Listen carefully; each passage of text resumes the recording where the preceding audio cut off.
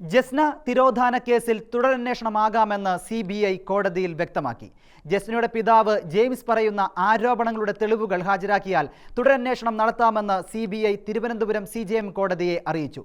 തുടർന്ന് തെളിവുകൾ സീൽ ചെയ്ത കവറിൽ ഹാജരാക്കാൻ കോടതി പിതാവിന് നിർദ്ദേശം നൽകുകയും ചെയ്തു. ജസ്നയുടെ തിരോധാനത്തിൽ തുടരന്വേഷണം ആവശ്യപ്പെട്ട് പിതാവ് ജെയിംസ് സമർപ്പിച്ച ഹർജി പരിഗണിക്കുകയായിരുന്നു തിരുവനന്തപുരം CJM കോടതി.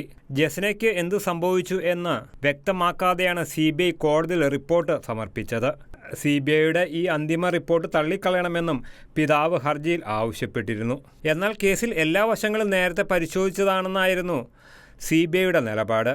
പുതിയ തെളിവുകൾ കുടുംബത്തിന് ലഭിച്ചിട്ടുണ്ടെങ്കിൽ സീൽ ചെയ്ത കവറിൽ സമർപ്പിക്കാൻ CBI അഭിഭാഷകൻ കോടതിയിൽ ആവശ്യപ്പെട്ടു.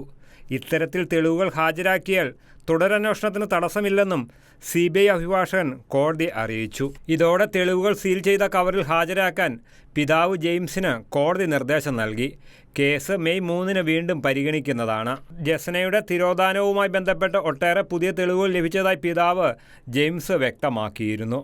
ഈ സാഹചര്യത്തിലാണ് CBI പുതിയ നിലപാട് സ്വീകരിച്ചത്. CBIയുടെ നിലപാട് സ്വാഗതാർഹമാണെന്ന് പിതാവ് ജെയിംസ് പിന്നീട് വ്യക്തമാക്കി.